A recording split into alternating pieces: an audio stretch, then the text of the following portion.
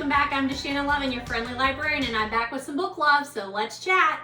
I've got a bit of a stack going on. Shock and surprise, if you've been with me before, this is how every video seems to start, which is a little scattered and overwhelmed. And I'm always surprised at how long it's been since I did a video, knowing that I have so much to talk to you about. It is currently, when I'm filming, January 11th, 12th? January 12th, and I had big plans that I was going to film over Christmas break. Remember, I'm a teacher, so I do have a nice extended break there for Christmas. Not quite 2 weeks, but it was close. And I was going to film over Christmas and then have a big January, video where I got to talk to you about, like, here's my to be read list, and here are my 5 stars from 2022. And yeah, that didn't happen. I got really, really sick at the end of break and got nothing done. And then we've been back in school. This is our second week back, about a week and a half actually, because we didn't go back till Wednesday after the new year, which was amazing. I hope we do that every year. We've never done it like that before, but it was great. But I'm just now getting to you to make another video. I have lots of great books that I have read that I want to talk to you about since the last video. So some in December and then some in January. But quite frankly, I'm going to pretend like it's not January yet and not talk to you about all the fun things, that, like the plans that I have for January and those things that I said, okay, January 1st, I'm going to talk to them about my to be read list, and I'm going to, I'm not going to do that this video. This video, I want to talk to you about the ones that I have read since the last time we talked, as usual. They're fresh in my mind. I want to review them for you. I want to tell you if I think that it might be right for you or not, and if I recommend it or not. I have a book haul as usual, bigger than it probably should be, but it is what it is. So I want to talk to you about the book haul, and a couple of like book thingies that like related things that I just keep meaning to show you and I just haven't had a chance. So I would like to do that. And then I will do another video very, very soon. We have a 3-day weekend coming up. I thought my husband was going on a fishing trip, so I was thinking 3 days that I'm not going to leave my house and I'm going to get another video done. And he just told me he's not going, and he's already said, hey, you want to go to the movies? Hey, how about if we go see Avatar, which is what, like 3 or 3.5 hours long? So yeah, sounds like my plans might be changing a little bit, but that's fine. I really like the guy. I'm glad he's going to be here. So sounds like I'm going to the movies, but hopefully I'll still get a video in because he is supposed to go and work on his boat for a little while. So I'll try and make another video that time because I do really want to like go over my 5-star reads from 2022. And I saw a great picture meme thing that was going around social media, and you probably have seen it too if you're a book person. And it was talking about not making don't think of your like books in your house as like a to be read like list or shelf. Think of it more as like a wine cellar where you have this whole collection, and depending on the situation or your mood or how much time you have, you go and select like the correct wine off the shelf or the correct book off the shelf. And I really like that because I did put together my 2023 to be read stack of the physical books that I already own, and then the list of books like that I know these are ones I want to read in 2023, and it's insane. Obviously, I am not going to get to all those books. It's insane. However, I don't feel near as bad after I start thinking of it as like a wine cellar, like a collection of here is a shelf of books that I would like to have like on a short list that hopefully I get to in the next year. But if not, it's somewhere to start so that it's not just like all of the books that I own, of all of the books that I own, just picking them willy-nilly whenever throughout the year, but that I do have a concentrated list that I'm thinking like these are the ones I want to choose from, or that I know I'm going to be discussing, or I've been meaning to read for years, or I started them and I didn't finish them. So that's what I'm going to do. But I think I'll just make it a separate video. I know I say that a lot, and then you're like, you're never going to do that. You barely get the, the ones you've done. I know. But it is what it is. I don't feel too guilty about it. I'm always reading. I'm always recommending books to you. And you just continue to watch and subscribe. So as long as that's happening, then I feel like that's my little nudge that the universe is working like it should be, and that everybody's okay with that. My one little word for 2023 is generous. I've chosen like a one little word for probably the last 5 years or so, I would say. It comes from Allie Edwards. She's like a memory keeper person. And so she does have it trademarked. But you know, just trying to find that one word that you want to like push you into the next year.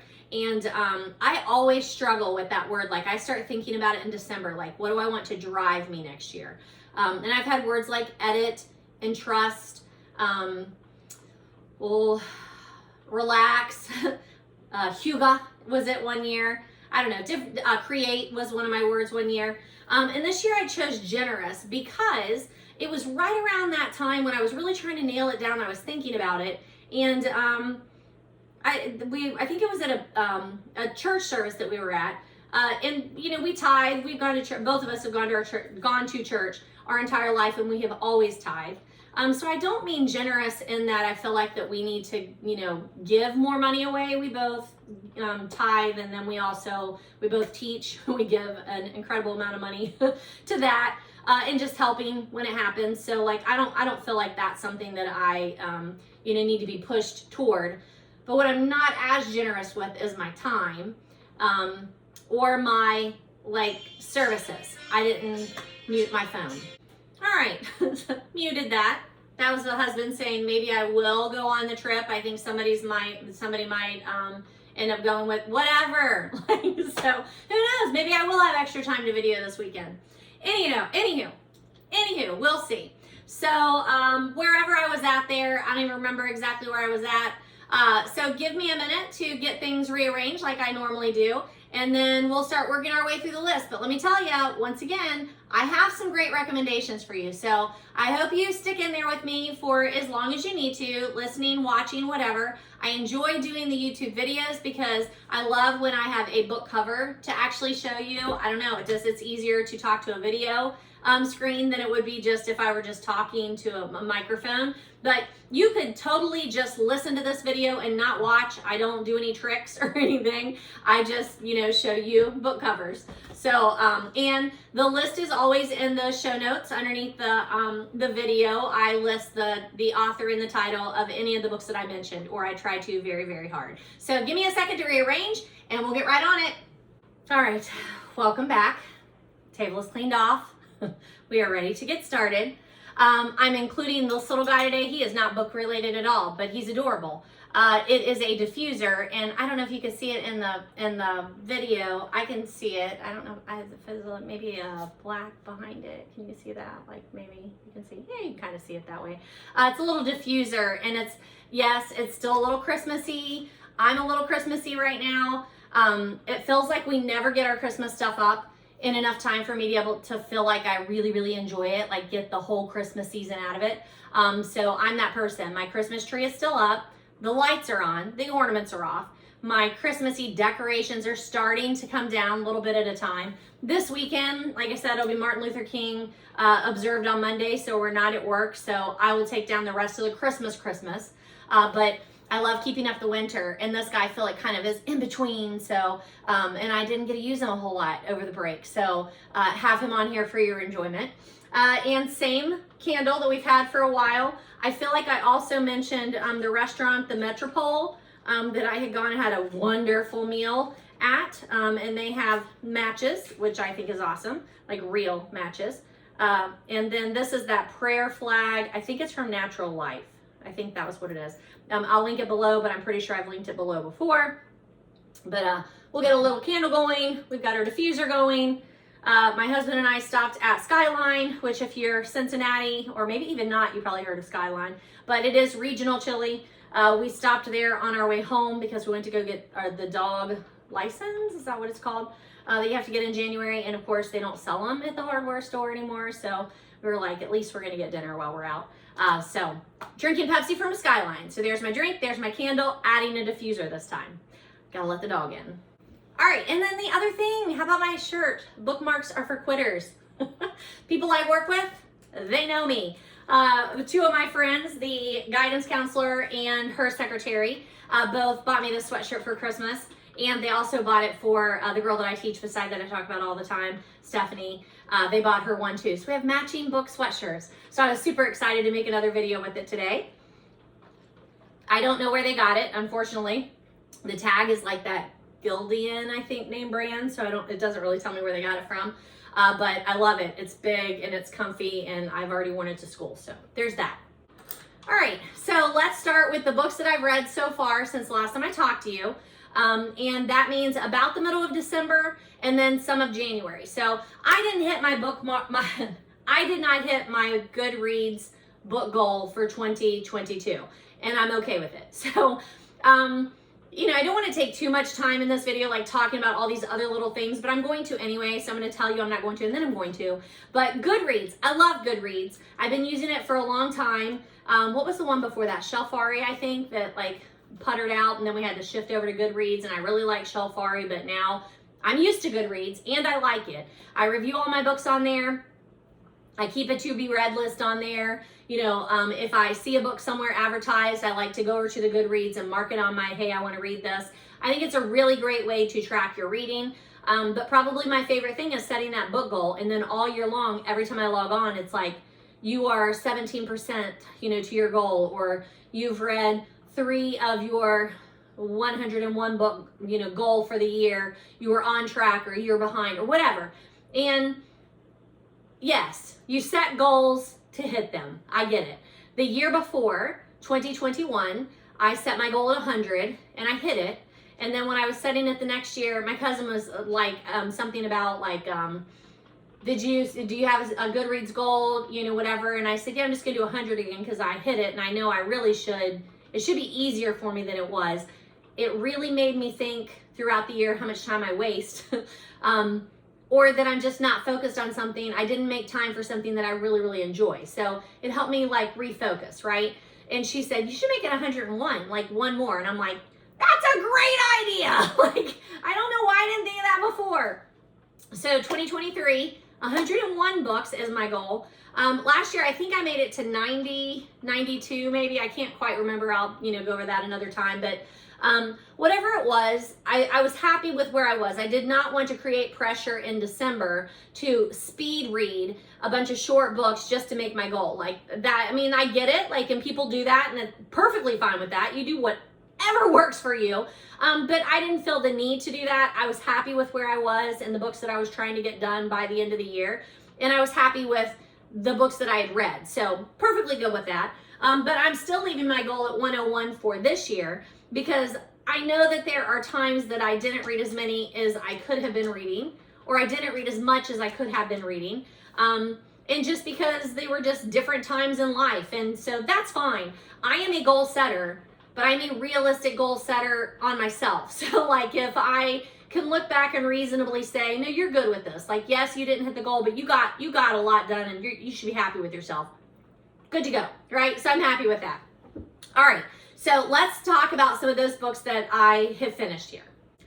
Number 82 from 2022 was Richard Osman's The Bullet That Missed. It was the third one in the Thursday Murder Club mystery series.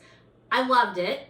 I'm looking to see. Sometimes I remember to put the ratings on here, sometimes I don't. I gave it a 5 out of 5. It's one of my 5 out of 5 reads last year. I had a whole slew of them. It's a great reading year for me. It's another reason why, no, I did not meet my Goodreads goal, but my gosh, did I read some great books last year.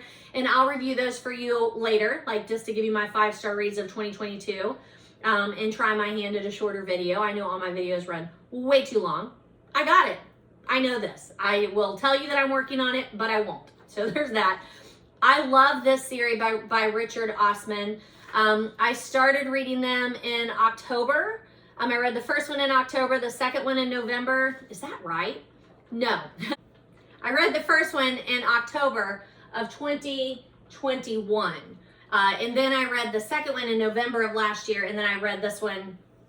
No, I read the second one. I read the first one in October of 2021. I read the second one in October of 2022. And then I read this one, looks like in November. November? Whoopsie. Yeah, I told you all the books that I was reviewing today were from December or January. Not true. Looks like I ended the last one in the middle of November. So I read this in November of last year. Actually read it for book club. We were really only discussing the first one in the series. I had recommended it back in the summer for this year's book club read. So our November club, this is the one that we discussed, was the first one in the series. But I went ahead and read the second one, and I wanted to read the third one because I loved it. I mean, I just think it's such a great mystery series. It is not what I would call a cozy mystery series. It is heavier than that. Actually, it's heavy enough that when I started listening to the first one back in 2021, I stopped and decided I wanted to go get the print copy from the library because I was having a hard time following it on audio, just because of paying attention. So, you know yourself. If you're someone who can listen to books, on audio and follow along, then great. But I'm not. Like, I like my cozies on audio. I like to do nonfiction on audio, self-help or inspirational on audio. But if it is something that, like, I need to be tracking characters and motives and victims, that sort of thing, like, I'm just not great at that on audio. Like, I like to have the print book. And when I notice that I'm, like, super liking a book or a series, I want that, like, go up to bed at the end of the day, lay down and enjoy reading for a while. I love that. Like, I need that. And I would prefer to do those in print. So I don't have a copy of this to show you because I did get it from the library. I've not purchased these books. Remember, most of the books that I purchase, I get by thrift or secondhand or like half price books. I don't often just go out and buy a book unless I have to. And in this case, I didn't. I just borrowed it from the library. So what I really like about this series is they are septuagenarians. I think I'm saying that right. The septuagenarian sleuths. I love the characters. It's a small, tight-knit group of friends that are all in the same like little retirement village. They each have specialties. Now, I will say this third one is a little more violent, graphic, bloody. But the following the characters from the first book to the second book to the third book is so satisfying. Like, they are likable, interesting, three-dimensional characters. There are no cardboard characters here. The crime, you cannot solve it like right away. You need to follow them through it. They are faced with situations that will make you uneasy and worry about them. Like, it is a very well done mystery. There's a couple of really great lines, and one of my favorite one comes at the end of this book, and it's when Elizabeth is reminiscing about like solving these crimes in her life, the fact that she has gone through all these shenanigans, and she's like, is it worth it? And I love the line. She says, "What is there in life other than nonsense?"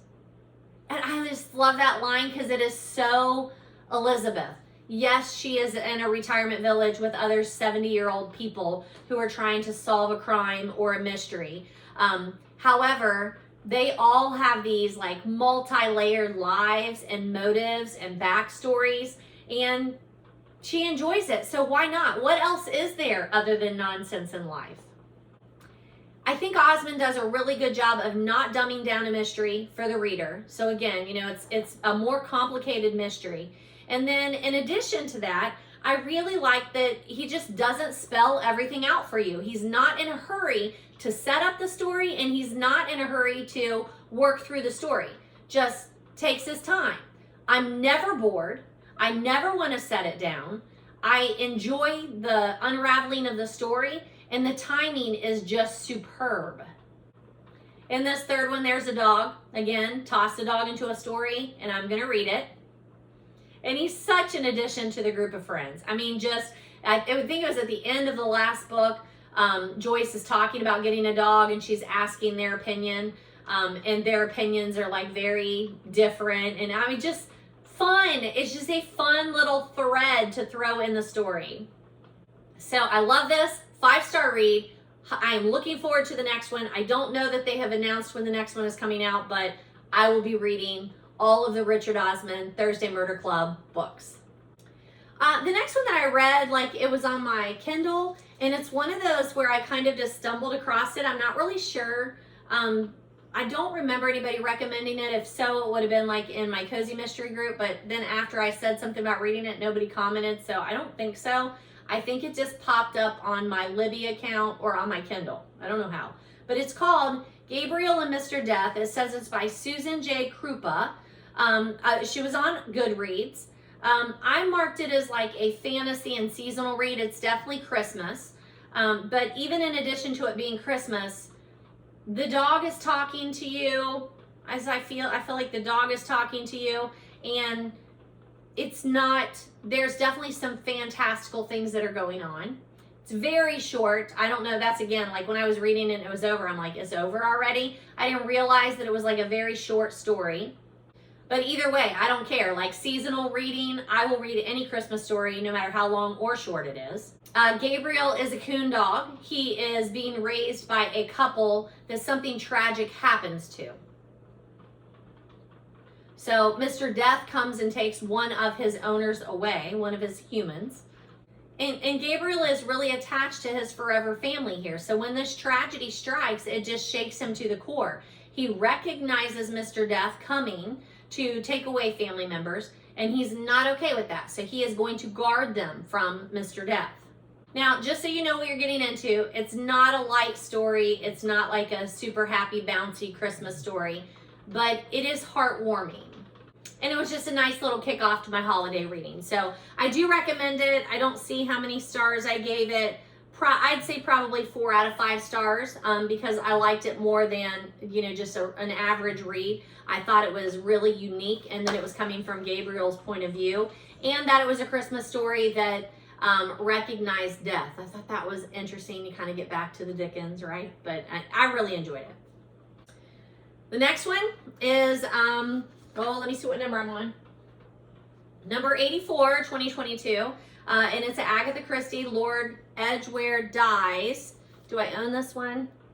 Nope, that's Listerman. So once again, this is one of those where I'm like, where is it? It says I own it. I don't have it on here. I don't know why I put it over there, but it's because it has an alternative title. Let me move that for you.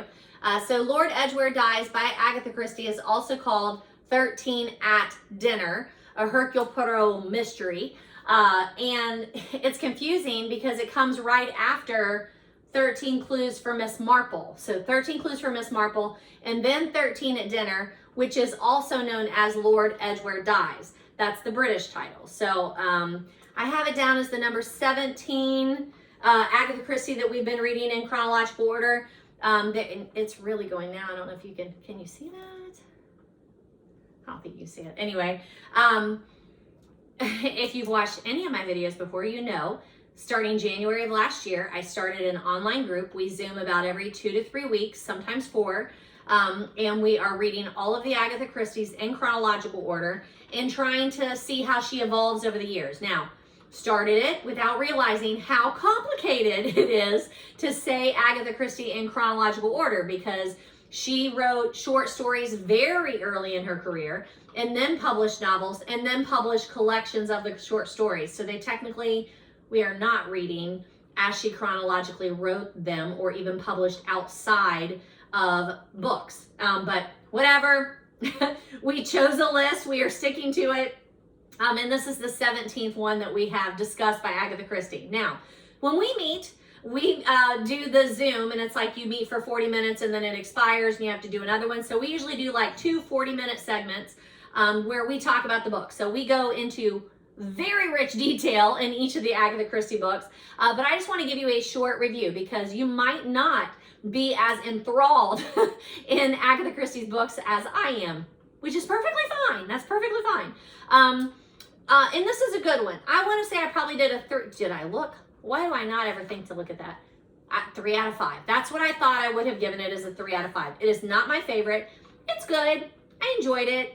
But I didn't love it. Hercule Poirot is in it, as well as Hastings, I think. Hastings is narrating it. Yes, Hastings is narrating it. I thought he was. Those are always, I do enjoy those. I appreciate them more whenever Hastings is the narrator. I like that. We just did Murder on the Orient Express, and it was 3rd person and just not as enjoyable to read it that way. However, that one is a 5-star and this is a 3-star. So who am I to say? But this is number 17 in the Agatha Christie lineup. It's number 7 of the Poirot novels that we've been reading. It was published in 1933. On this one, I did listen to the audio before I then watched the TV adaptations and then went back and read the book and made my notes. And I love that. I love watching all the adaptations, listening to the All About Agatha podcast, reading the books, making the notes, and then discussing it with my people too. It has been such a great reading journey. Stella is snoring, so if you hear that, she's right there snoring. And you know, as we've been reading through the Agatha Christie Poirot novels, he definitely has changed. I feel like that Agatha has finally fleshed him out as a character. We come to expect certain things from Poirot. We know what his sympathies are. We know how he's going to react to things. So, you know, I enjoy him. He is one of my favorite characters. I know he's a weirdo, but I love it. And in this one, it is interesting to just watch him run around trying to solve a crime and then realize that he's been hoodwinked through the whole thing. And there's a lot of the Christie things like the masking, the small conversations, the dropping of the big clues, and then the big reveal. Very Christie style, gather all the people and have a big reveal. So I do really, really like it. I think it's worth reading. Yes, I know I only gave it 3 out of 5. But, you know, I now have 17 of her novels under my belt to like compare. So, you know, Murder on the Orient Express, I think I'm doing it this time. I am doing it this time. So it'll be, I think, probably one of the last ones that I'm reviewing in this video. And it's a 5-star. So I do feel like I've got kind of a handle on, hey, if you're going to read Agatha Christie, read one of these. Even though it's not in order, like read one of these. So highly recommend 13 at Dinner or Lord Edgware Dies, whichever title you may be able to get a hold of. And this is my beautiful little paperback $1.50 up there. I think I paid more than that, but that's okay. I love these.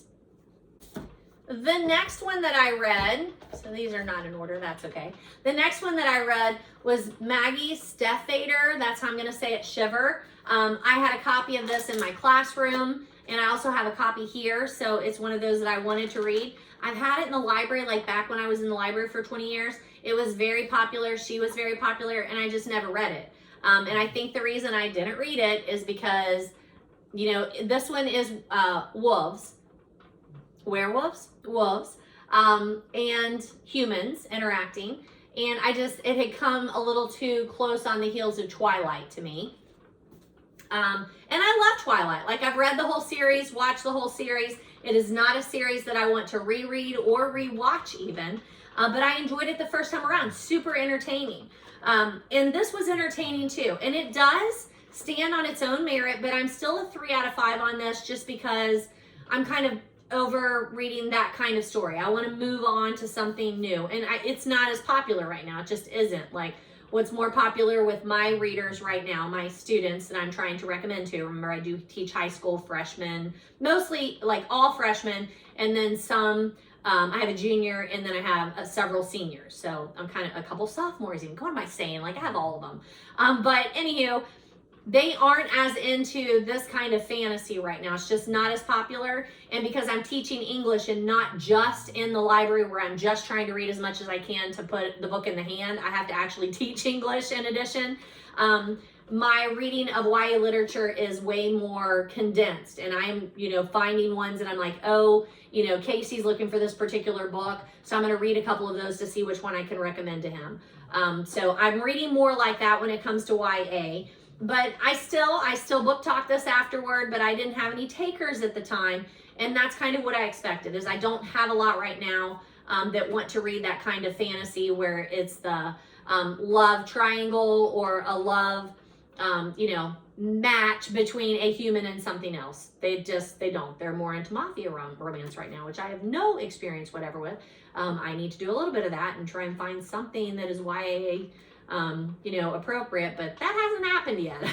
I need to do that. That's on the list. This was published in 2009. There's some language, not a lot to even mention it. I think it's interesting how the chapters start off telling you who is talking to you, because it is alternating narratives between Sam and Grace. I don't know. I don't think anybody else tells the story, just mainly Sam and Grace. And Sam is a human sometimes, and Sam is a wolf sometimes. Grace is a human always, but she knows that there is something different about these wolves that hang out around her house. And then, of course, she and Sam fall in love. There's that definite love story. So then how do you rectify a human and a wolf being in love? So that is the story. I enjoyed it. 3 out of 5. I do recommend it if that is the kind of story that you're looking for. I just probably 3 out of 5 to me, because it just, I mean, if you're going to read in the genre, you definitely need to read Twilight. But then I really like this too. Now, she has a couple of other YA series that I just probably need to get to those too. I don't want to set anything on fire here. That I probably need to get to those too. But that is one that I had a copy at my house, and then I also have a copy at school. So I wanted to definitely give some time to that. But the storyline of a human and a wolf falling together, the romance, definitely makes it an enjoyable read. All right, that takes us into December. Reading the next Agatha Christie. It was number 18 in our chronological reading. I have number, oh, it's the 7th short story collection that we've read. There again, that's the other wrench that gets thrown in is, oh, are you just going to read her novels? You're going to read her novels and her short stories? Are you going to read her short stories in collections? Or are you going to read them as they were published? Do you want to read her plays? Like, oh my gosh, I didn't know it was that complicated when I started. It's fine. We take the official Agatha Christie chronological list from their website, and we are working our way through that. Now, I'm sure I've mentioned this before. I'm going to throw it back out there, though, because it is so enjoyable. But on my phone, I do have the Agatha Christie app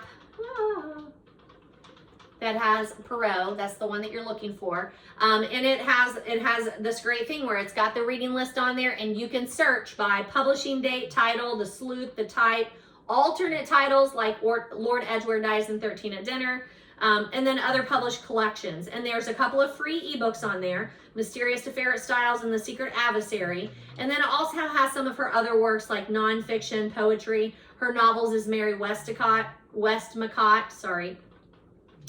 books that are about Agatha and companion books. It even mentions the Sophie Hannah books. So just super interesting. So just highly recommend that app if you are trying to read the Agatha books. All right, so the book that we read was called Hound of Death and Other Stories. I do not have a copy of this one. I searched forever for a copy of this one, not having to buy it like retail. But honestly, once I get down to where I've got like 2 weeks to read the book and I don't have it, I am even willing to buy retail. But I still like to go into the actual bookstore and look, and I wasn't able to find it that way either. So bearing just buying it on Amazon, which I would prefer not to do with my Christies, then, you know, if I don't find it, then I will read the ebook or however it works, and that's fine. We combine this discussion with the reading of Lord Edgware Dies because The Hound of Death is actually a collection of short stories. They are focused on the supernatural, which is not something Agatha usually writes about. That was particularly enjoyable. I gave this a 4 out of 5. And I love short stories, but I'm not a fan of Agatha Christie's short stories so far. Even the ones that are Poirot or Marple, like just, they're too short to develop enough to where I want them to be. But that being said, I really enjoyed that all of these short stories are bound together by that supernatural thread.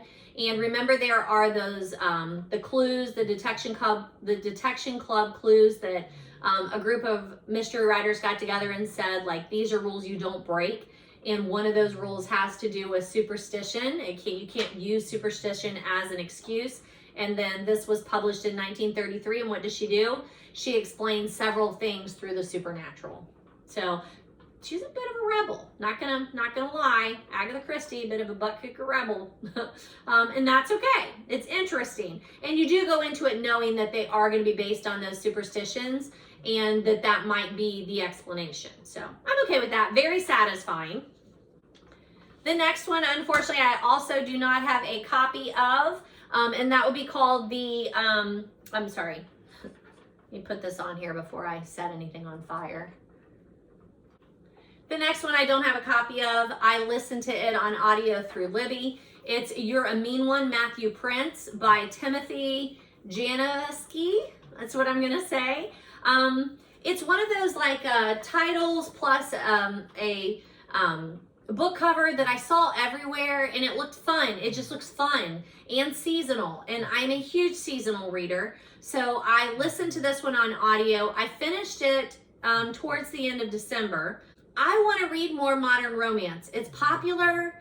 I enjoy it. It's not something that I have read a lot of up until this point, so I do want to read more of that. So that's why I picked this one, and the fact that it had the the holiday theme and the play on words, You're a Mean One, Matthew Prince. But I don't want you to be hoodwinked like Poirot was in Lord Edgware Dies. It is not all light, fun games and romance. It looks like it's going to be, but there's quite a bit of language in there. It is, LGBTQ-ish.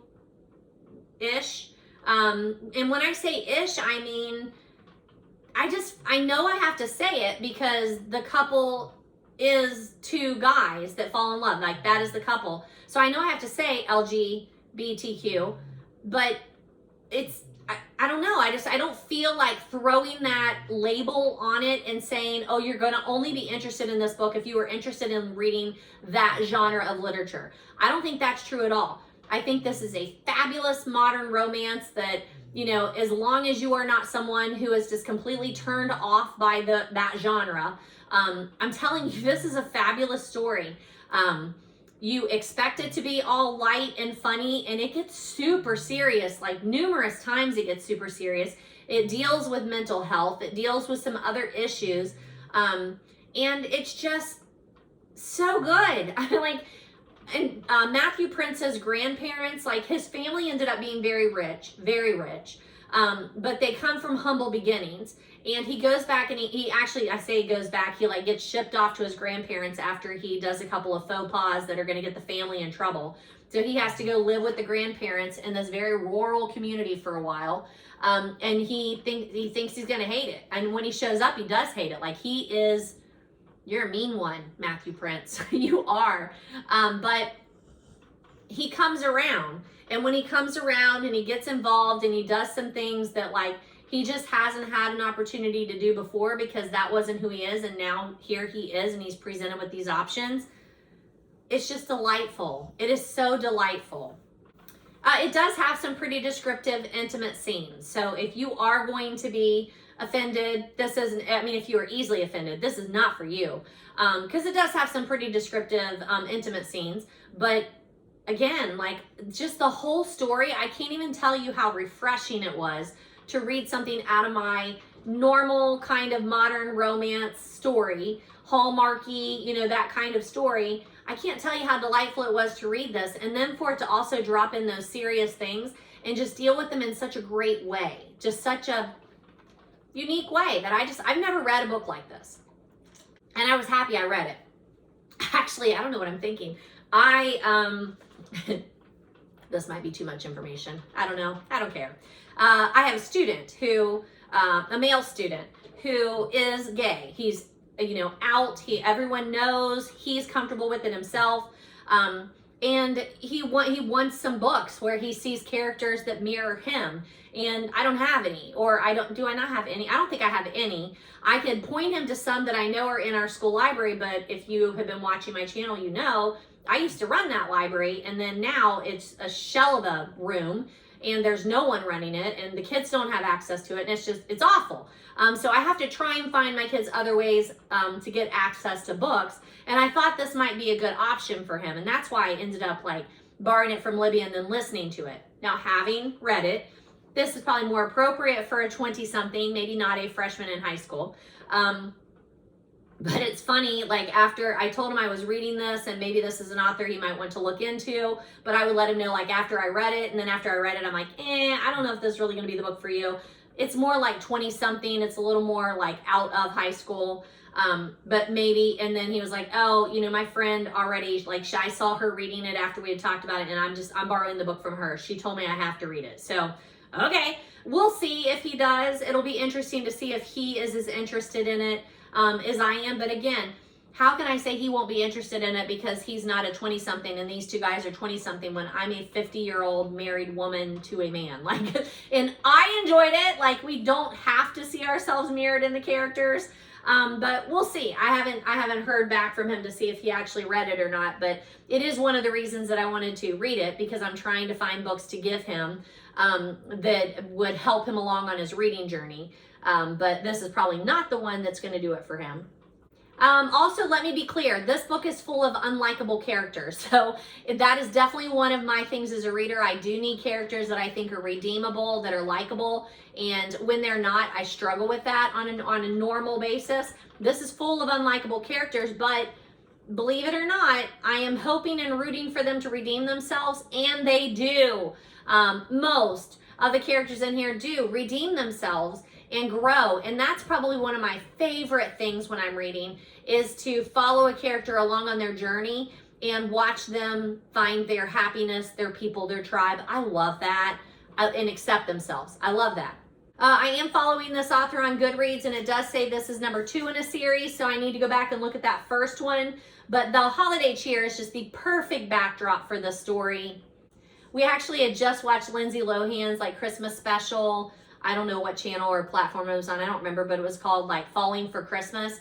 And I felt like it had a very similar vibe to that, you know, Lindsay Lohan is this rich, spoiled girl, and she finds herself in a situation where she is surrounded by others that are not like her, or not like she is, I guess would be grammatically correct. And then she comes around, and it's like a bit of a realization that they don't have to be like her and she doesn't have to be like them. So it was similar. It was very similar. And that's the kind of holiday or movie, holiday book or holiday movie that I want to experience. That's what I'm here for. So gave 4 out of 5 on that one. I really enjoyed it. The next one is this here, an Eddy on the Floor. It's number 88 on my reads for 2022. And I picked it up in Little Nashville at a bookstore there called the Naughty Dogs last year, or year before. So 2021, when I was there, I was talking to the shop owner, and I was like, these are interesting. Like, it's a weird little formatted book, right? And she said, oh, that's a new series that's come out. It's called The Haunted Bookshelf. And it goes after the tradition, used to be tradition, that you would read ghost stories around Christmas because, you know, people are inside gathered around a fire at night and the days are long and, you know, like that sort of thing. So I was like, oh, I'll try that. So I picked this one up. It's called An Eddy on the Floor by Bernard Capes, A Ghost Story for Christmas. I hope that you're seeing, like, the design on this is fabulous. Actually, it tells me who designed it. Seth Comics and drawings have appeared in the New York Times, The New Yorker, and Globe and Mail, and countless other publications. He has a graphic novel called Clyde Fans. He's won lots of things. He lives in Ontario. So he is the one who, like, formatted the book, created the design, I guess, for it. Bernard Capes was an English writer. He had 40 books, including romances, ghost stories, poetry, and history. But he is most known for his horror stories.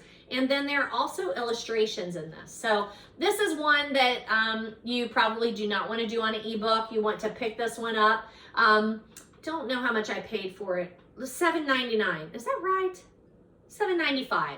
$7.95. It would be a cute one for a stocking stuffer. And it was just interesting. Like, the concept is there is a guy who visits a prison, and there's something that's happened in the prison, one of the prison cells. And there is something supernatural going on. So it is a definite ghost story.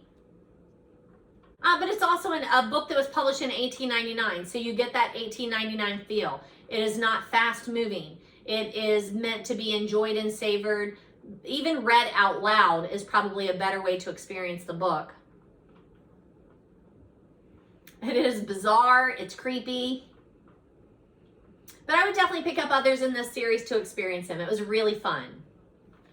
All right, I don't have a copy of the next one either, so I'm just putting that one up there for a visual. But the next one was Dashing Through the Snowbirds. It's Meg Ling's Slow Mystery. It's by Donna Andrews. I listened to the audio, and last year I listened to another one of hers. This one is Dashing Through the Snowbirds. I can't remember what the other one was that I listened to of hers, but I've mentioned it before. And I really liked the one that I listened to last December. I remember that I had started it and then returned it and then came back to it. And then the second time, like, I listened like for a whole hour while I was cleaning the library, and then I really got into it. This one, I just never really got into it. Now, it might just be timing, because I realized how few holiday books I was getting through. So when I didn't just love it, I just wanted it to be over. And it was 10 hours. I like my cozies to be a little shorter than that, unless it's just super interesting. And this one just focused way too much on, this sounds terrible, but it focused way too much on the storyline of being like this tech company and some stalking going on. It focused way more on all of that than it did on the close-knit community of characters and the romance, that sort of thing that I love about cozies, the little community, that sort of thing. And I got tired of it, and I got tired of it like quickly. So, but I did finish it 10 hours. I gave it a 3 out of 5 because it was just average for me. But you'll see, like last year, I can't tell if I'm in the right place. Last year, yeah, I think it's like right here.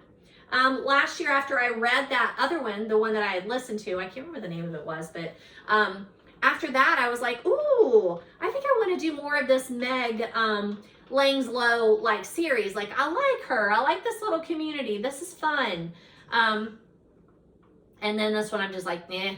Now, this is number 32 in the series. So maybe the one I listened to was earlier. That would be my guess. And I've picked up some of the ones like just thrift that I've seen Donna Andrews. They all have lovely covers. Like, I really like the covers of these books.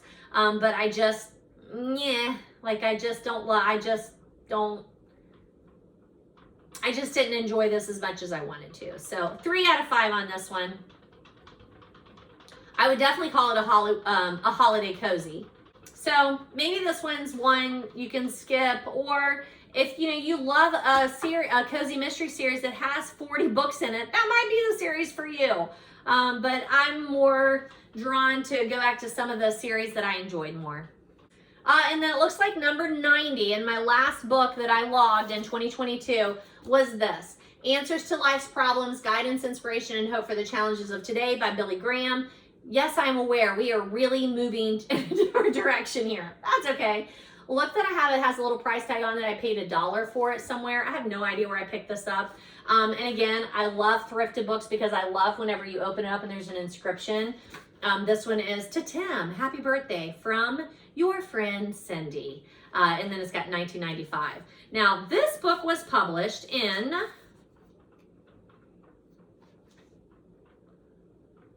it's copyright 1960 and then also 1988. It's the hardcover version. I've talked about it before because I have been reading it since probably July, I think, is like my devotional read. And what I mean by that is like, I write down my daily verse at the beginning of the day and do like my prayer and devotion, that sort of thing. But I like to have some kind of supplemental book that I'm working my way through.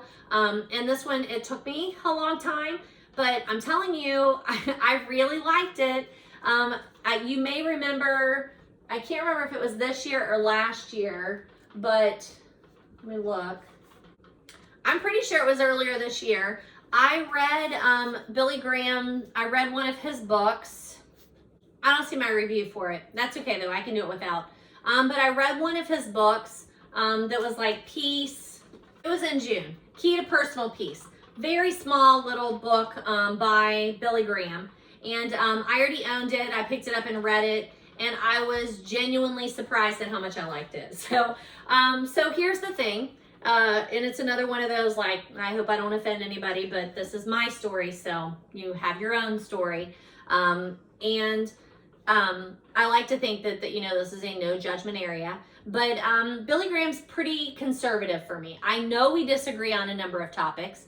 But it's also one that I had picked up several of his books, probably from back in my a little more conservative days, and I just hadn't read them. So when I picked up that book this summer and read The Key to Personal Peace, and I was just so surprised at how it hit home for me and how wonderful it was, I'm like, I can read that one. Let's see what it has to say. And this one is super, super dated. It comes from Billy Graham's article in a newspaper, like syndicated article, over the course of like 10 or 15 years. And it just deals on different topics. So relationships, spiritual concerns, psychological problems, ethical issues, biblical questions. And it touches on some very controversial, conservative visions. It does. But I'm telling you, there was enough in here for me that really hit home, and where he was like a grandfather or a pastor talking to me about some of these issues, that it was well worth the read. I'm very happy I read it. It was very inspirational. I love that he is very biblical based, that he pulls scripture into almost every response, that you can see that he develops his character, like through the book, he develops his character as someone who believes that what he needs to tell you is to repent, ask forgiveness, accept Jesus Christ, that this is the way. And Jesus loves you, and he wants you to know that no matter why you're writing into him, no matter how hard you've had it or what a horrible hand you've been dealt, Jesus loves you. And I think that's the other reason why I really, really loved it, is just like, it didn't matter what the topic was. And some of them, like I said, are very dated: sex, drugs, and rock and roll. And, you know, talking about drugs the way that the drugs are talked about in here. He approaches everyone the same way. Like, I hear you, I know you're having an issue, but I think what you need to know is that Jesus loves you. Jesus loves you. Repent, turn to him. He will help you out of this. It may not be easy. He does not sugarcoat things. So he's like, you know, it might not be easy, and it might not work. Like, you might not be able to come out of this. However, Jesus loves you. Repent and come to him. Like, it just, I don't know. I just found it extremely inspirational. There were several times that he talked about things that I struggle with, and I appreciated his point of view on that. And like I said, it was kind of like a grandfather or a pastor sitting you down and telling you what you need to hear. I really enjoyed it. And I recommend it. It is super dated. So if you're someone who's like, oh my gosh, from 1960, are you kidding me? Yeah. And sometimes he talks very 1960-ish. I don't mind that. You know, I'm a true believer that we all have a story to tell, and that there are a lot of people that have lived lives that it's not a matter of me, you know, agreeing with them or making sure that I line up with their philosophy or whatever. I don't care about any of that. But I do think that they have a lot to say, and that I want to hear it. I want to hear what you have to say. And what Dr. Graham shared was just super inspirational. So I do highly recommend that one. And I will read more. I'm sure I have more books around here by him. I don't know what they are, right? Didn't pull any of those. But as I do, I will let you know what else I have of his. All right, that wrapped up my 2022, but I already have some in January that I am ready to talk to you about. So let's move on to those. The first one that I read in January was Murder on the Orient Express. And I actually have 2 copies of that, if I'm not mistaken, but for some reason I'm only seeing one right here. But this is Murder on the Orient Express by Agatha Christie. There we go. So you can make sure you can see that cover because it's lovely. It also says that it was formerly titled Murder and the Callias Coach. I don't know if I'm saying that right. Callias Coach. It is a Hercule Poirot murder mystery. This one cover priced at $2.50 and is listed under Murder and Mystery and Suspense. Sorry about that. I hope you can see that little picture of Hercule there, but interesting. I was afraid, having seen several adaptations before I read the book, I was afraid that like I know who the murderer is. So I was afraid that it would ruin it for me, and it did not ruin it at all. This moved up. What number is this? This is our 19, I think. 19th Agatha Christie read, and this moved to the top for me. 5 out of 5 for sure. I super enjoyed it. I wish Hastings was there so that he could narrate. He is not, so it goes in third person. But this one also has like diagrams in it. There is the diagram of like who's in what car. There's a list of like when they are listing off the possible suspects and their motives and their story. Like, I loved it. There's a listing of things that need explaining, 10 questions. This is definitely one that you would want in your hot little hands. But I also listened to the audio and I had the ebook on me just in case, like as I was going through. I loved it. I mean, I just absolutely loved it. So 19th, I watched several of the adaptations, but I am still missing one. I'm missing the one with Moliere. I don't know what I can't think of his name. It's the guy that currently is playing in Three Pines, the Louise Penny adaptations on Amazon Prime, which I've already mentioned to you, and I'm telling you, they're all released right now on Amazon Prime. Three Pines. Go and watch it. It's a fabulous series. Alfred, I think. Alfred Moline or Molaire. Apparently he is in an adaptation that came out in maybe like 2000 or 2001. And I wasn't able to track that one down yet. So I still need to watch that adaptation. But the David Suchet, the old one with Peter Finney, is that his name? And then I feel like there's one, Kenneth Branagh. How do I not know that? Kenneth Branagh, that one. I watched all of those. I listened to the audio, and then I also read the book. The audio is only about 6 hours long. So again, 6 hours, the 10 hours from the Dashing Through the Snowbirds. This is perfection. I like 6 to 7 hours. This is supposed to be like the most widely read mystery of all time. And Christie was praised for, once the murder is revealed, she is praised for the originality of how that all plays out. I'm trying not to give you any spoilers here. If you haven't watched the movies and you're reading the book, I think even you will be like, how can that be? That doesn't make any sense. What would make more sense, but then you like, well, that doesn't make any sense. How are we going to do that? So just super, super good. I loved it. It's a true Agatha Christie, like, closed circle mystery. Somewhere throughout the book, it even says, like, it's a well thought out puzzle, and it's exactly what it is. Poirot is collecting all this evidence. He is lining up all of these suspects. He's looking to see what their motives might be, what their stories are, who's lying, who's telling the truth, who has an alibi. And in the midst of all that, he has to put together this puzzle that he feels like he might not have all the pieces to. It's a perfectly crafted novel. It's very seasonal because they get snowed into a, like a snowbank. They run into a snowbank, and that's how it's a closed mystery, because nobody could get on or off the plane, on or off the train. So it has to be someone who, the murderer is on the train with us. It's so good. I loved it. And then right after that, we did another one called The Listerdale Mystery. And again, look at that. It looks like a little planner on the front. Love it. The front says the acknowledged queen of detective fiction, Observer. That must be from the Observer. Yeah, that's an Observer quote, I guess. And this is another one that was just really interesting because it is a it's a collection of short stories. Wherever I bought it, look, it's got the little thing down here. It says SRI Book World, Gandhi Bazaar, Bangalore. So that one might have traveled far. But it's got a list of the short stories that are included. I really enjoyed this one too. I would say that my favorite one is Accident. That's a short story that will stick with me for a very long time. So whereas I think I probably gave it a 4 out of 5, I gave it a 3 out of 5. Okay, so I gave it a 3 out of 5 for just being a collection of short stories, just because that's not my favorite thing. It's just, I need more time when we're doing this. The one in here called Accident, I'm gonna give it 5 out of 5. I loved it. I kind of saw what I thought was gonna happen, and when it happened, I loved it. I loved the twist in the short story.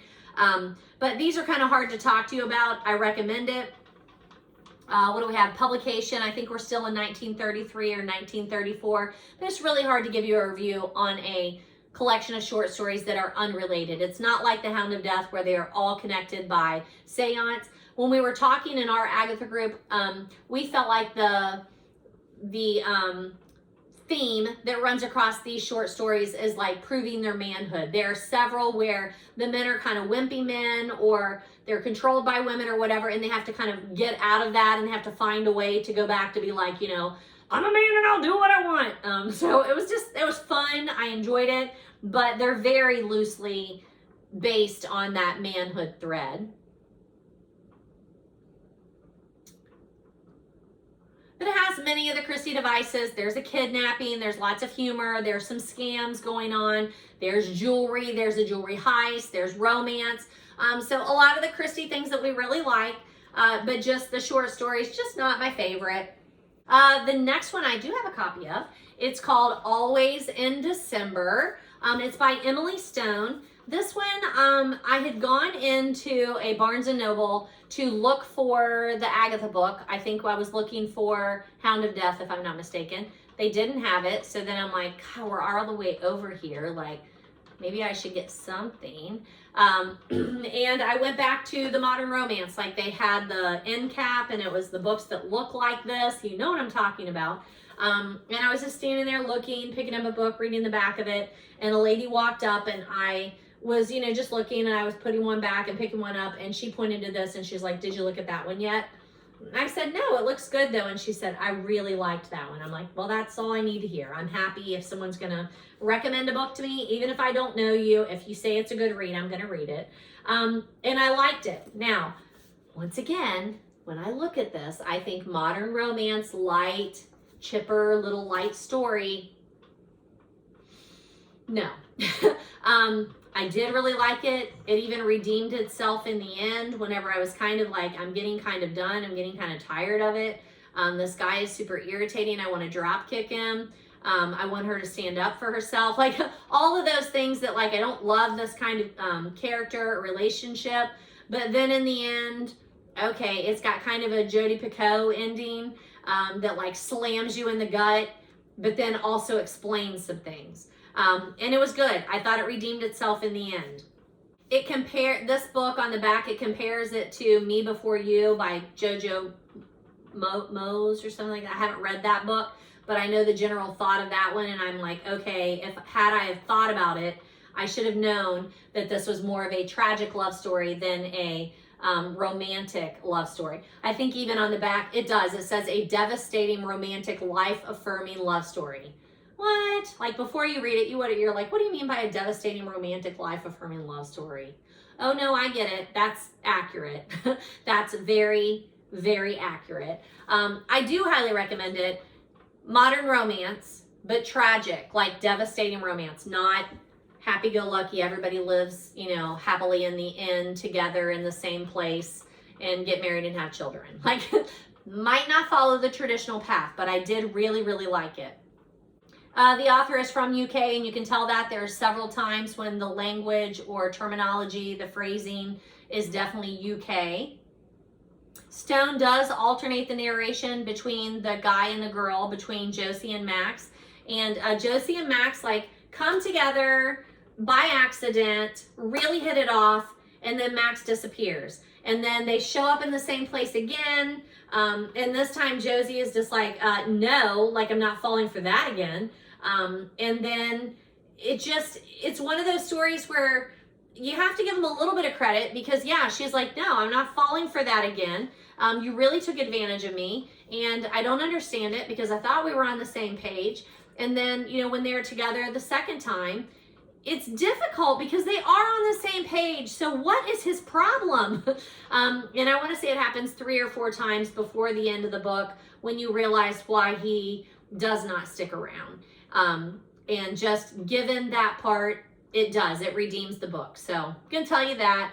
And you know, to be fair, Goodreads calls it a devastating romance. It says devastating romance on the back here. So it's not all happy-go-lucky, and it's a great seasonal read. So happy to recommend it. I moved it I thought it was going to be like a 3 out of 5, moved it to a 4 out of 5 when I got to the end because it is an ending that I like. It's realistic. It does tie things up. It explains some things, and then in the end, I don't want to drop kick him. So there's that.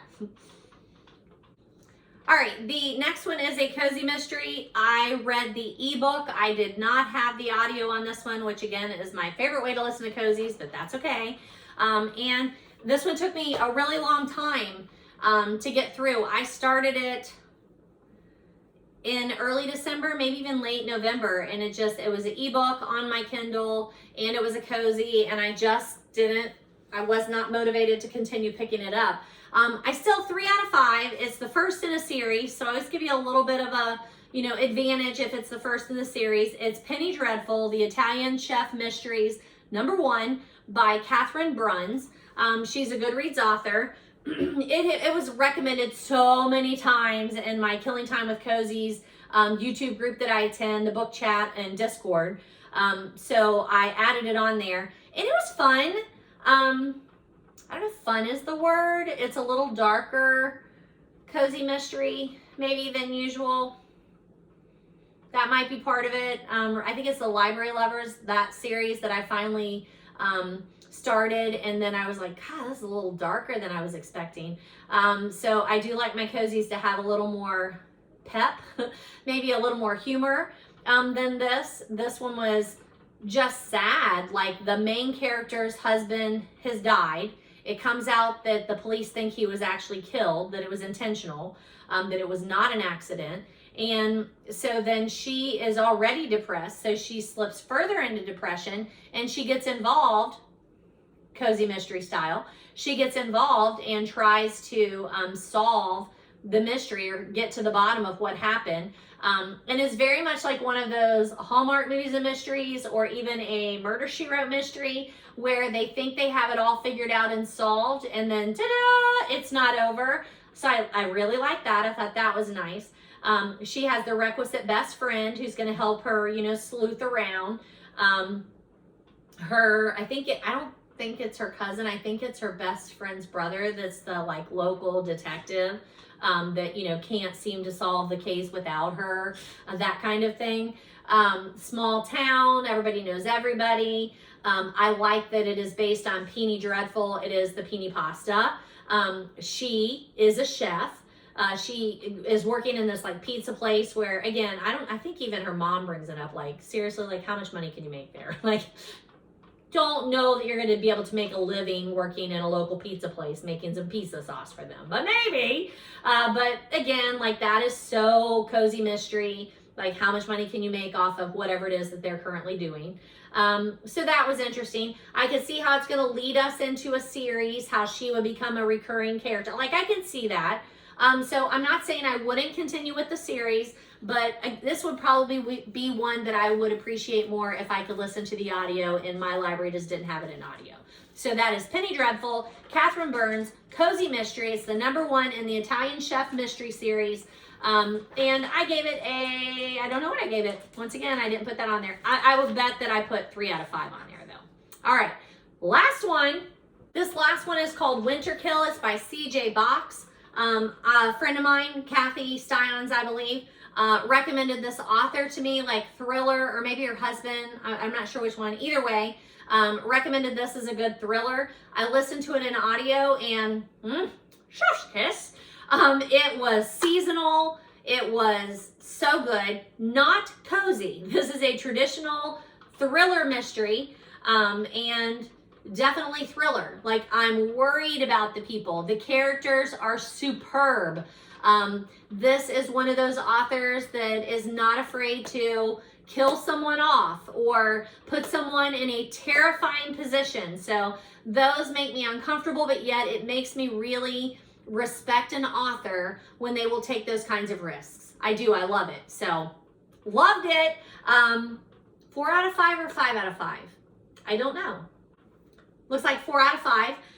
It is #3 in the Joe Pickett series, where Joe Pickett is a game marshal, game warden, game marshal. And I don't know why I did 4 out of 5 instead of 5 out of 5, because I think it's one that I'm just going to keep thinking about. I will read more of the Joe Pickett series. Like, I enjoyed it enough to go back and read the ones that come before. While I was listening to this, I also saw that there was a series on my Spectrum, and I think it's called Joe Pickett. Is it called Joe Pickett? Yeah, the series is called Joe Pickett. But it was interesting because I was still listening to the book whenever I decided, because I was afraid, like, it wouldn't be on there, because I found it, like, when I went to look at Spectrum, sometimes, like, it just comes up and suggests things to you, and that was on there, and I was like, how did they know that? But then I never know if it's going to stay on there, because we, have the most basic Spectrum you can get, because I have 14,000 other platforms that we're paying for. So I'm always afraid that's going to be like sometimes you click on it and it'll be like, oh, you have to subscribe to that channel. Like, I know I said it was included in your Spectrum, but it's not. So I'm like, if it's available right now, like, I'm going to watch it right now. And I'm trying to think. Yeah. So on the show, like on the first episode of the show, some of the people are on there that are in the book but they're just being introduced. They're not like in the third book, you know, the one that I read that was third. One of the main character and character plots has to do with someone that's just introduced in the first episode.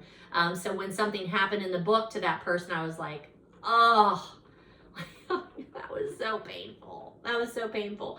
I kept wanting there to be like somehow they had gotten away, or somehow they had escaped, or, you know, survived, and we just, you know, don't know it yet. And then he finally says something that you're like, no, there's no hope. And it's just devastating. It is devastating, but it's good writing. It's really good writing. So really enjoyed Joe Pickett, getting to know that series. I will definitely come back to CJ Box. All right, so that does it. That is the rest of my November, December, and part of my January.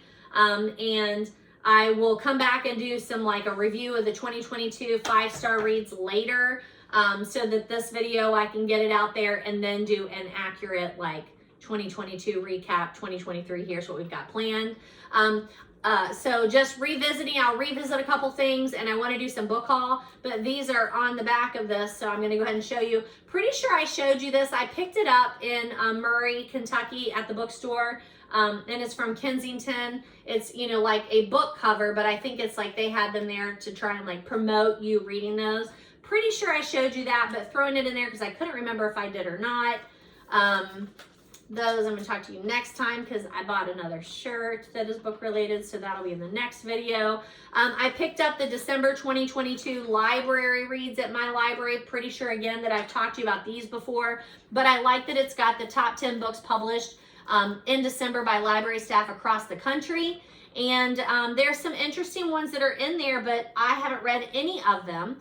You can also look at it online at libraryreads.org. So I just wanted to kind of throw it out there. But it's one of the reasons I like to walk into the brick and mortar library in Blanchester, like where I teach, not where we live. We do have one here too. We have a small like Fayetteville Library, Brown County, I think is more what it's called. It's the Fayetteville branch. And it's good. It's fine too. I haven't been there in a while. But I used to like to pop in there too. But Blanchester, I know those people a little bit more just because we've been there forever. You know, we've taught in Blanchester for 28 years or something, 27, 28 years. So I'm just a little more familiar with that, and it's easier like when I leave work just to drop by that library rather than to drive into town here to go to this one. So I like to go into the brick and mortar to pick up like that Library Reads newsletter, see what they have going on, and then check some things out. Now, the last time I was in there, I checked out Demon Copperhead, I think is the name of it, Copperhead, by Barbara Kingsolver. Really want to read that book. And Before the Coffee, I think I checked that one out too. I had them over the month of December when I was trying to read seasonal reads. I didn't start either one of them, and I returned them. So I need to go get them again when I have a little bit more time to actually read them, because I am on a bit of a schedule, a reading schedule for book club and Agatha and seasonal reads. So I wanted to get to those first. All right, gonna change things around for a minute, so give me a sec. So first off, here's that other cover, the Murder on the Orient Express, another Agatha Christie. This one, the cover price is $4.99, and it looks like a 1980s novel. Looking to see if it tells me when this one was published. 1991, yeah, that makes more sense, like a 1991 series. So there's that, just wanted to show that one to you. I know I have talked to you about this because it was one of my 5-star reads earlier this year, or I'm pretty sure it was earlier this year, and that is Razorblade Tears by S.A. Cosby. Great book. I've already book talked it to you. I picked it up though down at Book Rack of Murray. Remember I was telling you about that, down in Murray, Kentucky, for $5. It's one of the Book of the Month series, but when I bought it, I was with my son's girlfriend, who is now his fiance, so super excited about that. Congratulations, you two. I was with her, and I was like, hey, I'm going to buy this book, but I'm going to leave it at your house because you need to read this. And I'm afraid that I don't want you to feel like you have to read it if you start reading it and you don't like it. So you can just give it back to me if you don't like it. But God, so good, and I want you to read it. So she did, and she was like, yeah, I liked it. So not exactly her thing, but my gosh, I love this book. I highly recommend it. Pretty sure I read it this past year, and that I'm going to talk to you about it in the 5-star roundup. But I wanted to show you that I did pick up a copy for $5. It is the Book of the Month Club. Remember, I have those up there, so I'm excited I get to add that. I just didn't get to show it to you because I had left it with her. So when she came here for Christmas, she brought that one back, and then I gave her one that I had borrowed from her, and I see a great relationship of lots of passing books back and forth, and I'm super excited about that. Another revisit is Lone Survivor by Marcus Luttrell. This is another one I know I mentioned to you. I'm not sure if I book talked it or put a Goodreads review out there, so I'll double check that before I put it on the shelf. But I had a student who wanted to read it, and I could not get my hands on a copy. Like, we tried to get it from the library, it wasn't there. Looked around in our classrooms, nobody had a copy of it. I didn't have a copy of it, even though I've read it before. And then he said, I'm just gonna buy that book.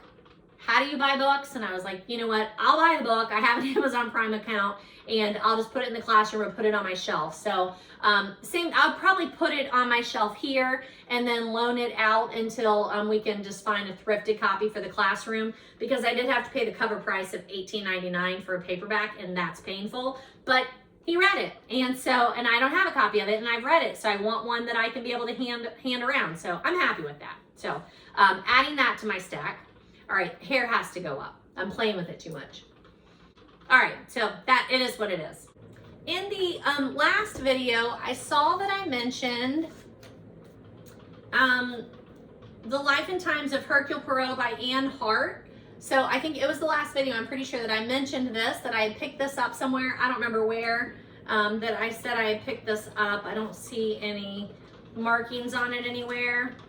There's a bookmark in here from Walden Books. How old is that? That's been a while. For only a $10 annual membership fee, blah, blah, blah. I'm like, okay, I'll save an extra 10%.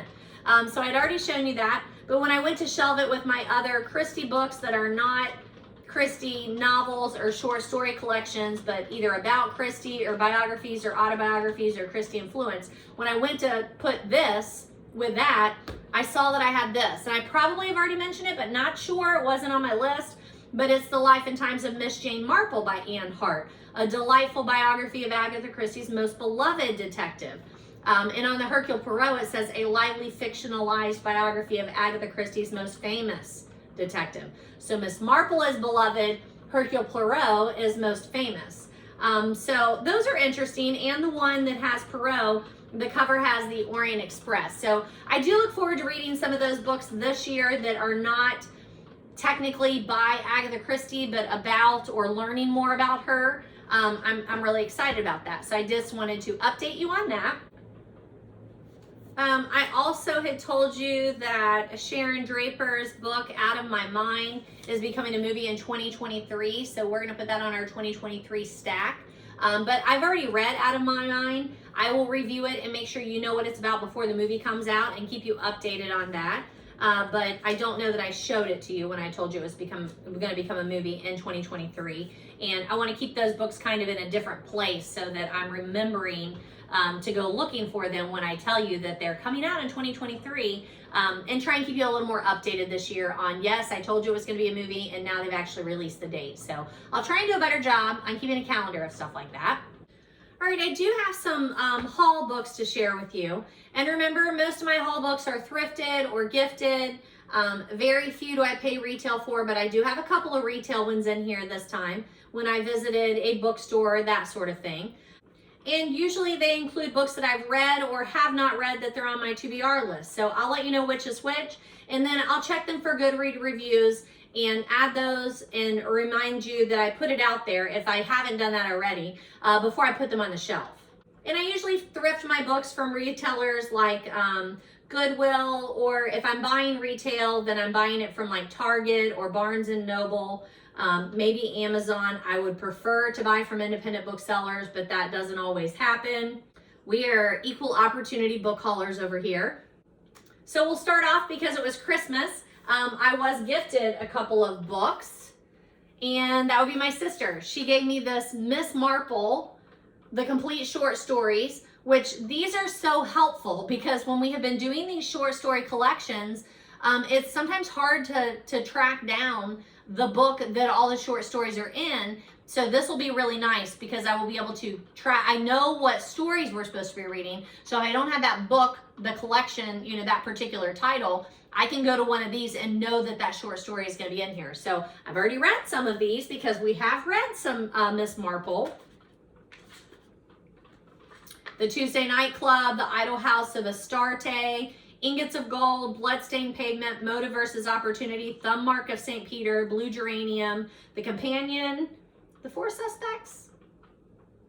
Not sure about that. The Herb of Death, The Affair at the Bungalow. Now I'm not sure. So I'll have to go through there and see which ones. Because these are from the Tuesday Club Murders. But I feel like that was another one that like didn't have all of the ones that we were discussing in it. So I'll have to look and see which ones of these I have read and not read. But I love that it's a great collection. And again, my sister gave it to me for Christmas. She had picked it up somewhere. And then the other one, this is one that Kathleen in our Agatha group has a copy of and references. And my sister found a copy of it. The New Bedside, Bathtub, and Armchair Companion to Agatha Christie. And it has lots of information. Kathleen often references it for us. This is the second edition and was published in 1993. So super excited about that one. And then over Christmas, we went to, here in Cincinnati, it's an independent bookseller. She runs a VW bus that is a bookstore, and she goes to like the City Flea or the things like that, or she'll be at a coffee shop or something. And she just recently opened an actual brick and mortar. She pulls the bus into the area there, and she has a bookstore. And so we were there, and I looked for a couple books that I needed, and she didn't have copies of those, which is perfectly fine. You can't have a copy of everything. But she had a copy of this, Wintering: The Power of Rest and Retreat in Difficult Times by Catherine May. And I know it's a beautiful book. My sister has it already, so I flipped through hers quite a bit and kept saying I needed to read it, I needed to read it. And so I just picked up a copy. And this is one that will go on my 2023 to be read shelf. And the first chapter starts in September, and it's called Wintering. Is it September? I think it's September. Yeah, September is the prologue. So this is on my list to start in September. And here's that great little bookmark with the bus on it, the book bus, and it says, "A book is your ticket to anywhere." So love that. Great bookseller. Highly recommend her. She's super friendly, super helpful when you are looking for book recommendations. And I'm glad that I have a copy of that. So when the time comes, I will be able to read it. All right, some more book haul. I think these came from a Goodwill over the break. You know, my husband and I were shopping, Christmas shopping, whatever. He knows me. He knows if I go by a Goodwill, can I just run in and get a couple of books? And sometimes they're from the classroom, sometimes they're for the classroom. Sometimes they're for my own library. Sometimes I put them in the little library. So they're all over the place. If I know where it's going, I will tell you, but sometimes I just don't know. But I'm pretty sure all these are from Goodwill. I'm not really sure which one right now. I need to keep better records. I picked this up. I don't know what it is, but J.S. Scott, No Ordinary Billionaire. It says a Sinclair novel. On the back, it says Montlake Romance. But this says Montlake Romance. I'm always kind of intrigued when it's like a publisher that I don't know and it looks like this. So again, romance. I'm not a big romance reader, but I want to become more widely read. So, and then when it says like, it's got also by J.S. Scott, The Sinclairs, The Billionaire's Obsession, Good Girls and Bad Boys, The Centennial Demons, The Vampire Coalition, The Changeling Encounters. It looks like it's all over the place, and it just looks like a fun, like beachy kind of read, or throw it, you know, in my bag when we're going out on the lake or on a small trip. Like, I like these kind of books that I feel like I could probably read pretty quickly, and it's not something that is very predictable for me. So I'm looking forward to that one. That one's not for the classroom. The next one is Shatter Me by Tahari Mafi. This is another one kind of like Shiver that's been on my list for a very long time. And it, you know, it's Epic Reads, it's Harper Reads, like it is under a YA publishing imprint. And she's been very popular, again, in the library, and I just never made it to her. So I want to read that one. I did pick this one up for the library. I picked this one up for my classroom. It is 365 Daily Devotions for Teen Girls, for Teen Girls. It's by Patty Hummel. And it's another one that I just, it's $1. How do I not pick it up? When I have a lot of girls in my classroom that I think would enjoy it. So I don't have any problem putting, Bibles or devotionals, that sort of thing in the classroom because I have a wide variety of books in there. And anything that is donated, like as long as it looks like it would be appropriate, I'm happy to put it in there. So adding that one. And we do 10 minutes of independent reading every day. And I always tell them, like, sometimes you have an off day or you forgot your book or you finished a book and you're not ready to start another one. You just want to pick something up and read it for the day. I think that's what this would be a good one for. So throwing that one out there. Anderson Cooper, love this book, Dispatches from the Edge. It's one that I thought, and I'm looking now, I thought, you know what, I might actually already own that book. I know exactly where it should be, so I don't see it. Yeah, I don't see it. I went ahead and purchased a copy because this is one of those books I did really, really like. I think I read the copy that was in our school library at the time. But Dispatches from the Edge, a memoir of war, disasters, and survival. I love Anderson Cooper. I love his journalistic style. And this book I remember reading and really, really liked it. We may have read this for our book club. I'll have to look and see if I've got a review out there for you. This one was on my list to buy for a long time. It's Tim Gunn. And it is Gunn's Golden Rules, Life's Little Lessons for Making It Work. And I remember it was on my list because I saw the cover and I'm like, I love that cover. But I just never felt like I needed to pay the $25 to purchase it outright. So happy to get this one. So pick that one up. My friend Kathy, again, suggested, actually her husband suggested Daniel Silva, and I've never read him. And it was right after we had talked about it at a crafting day, whenever he was in the living room. So I was like, ooh, what are you reading? And then we talked a little bit about it. Right after that, then I ran across these Daniel Silvas at a Goodwill. So I picked them both up. And I think, again, it's another thriller kind of book. So I'm looking forward to reading those. I think those will be really fun. I had read Nelson DeMille before, but my gosh, look at that cover, The Cuban Affair. And again, I don't always buy a book by its cover, but my gosh, this is a lovely cover. It looks like a great summer read. I don't remember the other Nelson DeMille that I read, so I have to look that up. Plum Island. Plum Island is one of the ones that I read. I think I also read a couple of others, but Plum Island's the one that I read that I really liked. So I thought this would be fun. So picked this one up to add to my shelf. And then again, my son's now fiance had read or had on her reading list a couple of books by this Greer Hendricks and Sarah Pickett. And this one's called The Golden Couple, and it is a Book of the Month Club. So I picked this one up so that I can read and again pass it on to her. If she hasn't read this one, I can't remember what the one is that she read, but they're very popular right now. The Wife Between Us, An Anonymous Girl, You Are Not Alone. And I'm pretty sure she actually read one of those. So I'm interested in reading this and then passing it on to her if she's not read that one. And it's that Book of the Month. So I love to collect those because they are just beautiful on the shelf. I picked up Girl Wash Your Face by Rachel Hollis.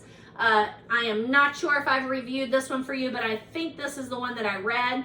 I really liked it. And I may actually even have a copy of it. Can't remember. But if so, then this is one that I definitely want to put in the classroom. I think I might have a copy of it, but I might have loaned it out and not gotten it back. I'm not sure.